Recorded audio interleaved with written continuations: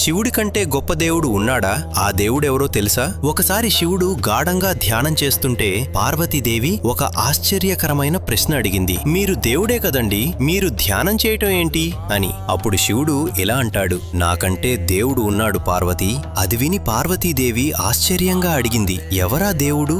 అప్పుడు శివుడు ఇలా చెప్తాడు, శ్రీరామ రామ రామేతి రమే రామే మనోరమే సహస్రనామ తత్తుల్యం రామనామ వరాననే.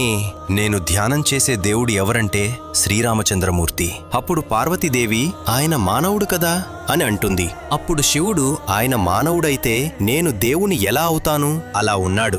అదే పొద్దున్న 10ంటికి పట్టాభిషేకమని రాత్రి 10ంటికి వనవాసం అంటే రెండిటినీ సమానంగా తీసుకోగలిగినవాడు ఎవరైనా ఉంటారా ఈ సృష్టిలో పార్వతి? శివజ్ఞానం అంటే అదే కదా, శివజ్ఞానం అంటే అదే కదా. అటువంటి మహానుభావుడైన శ్రీరాముడినే నేను ఆరాధిస్తున్నాను.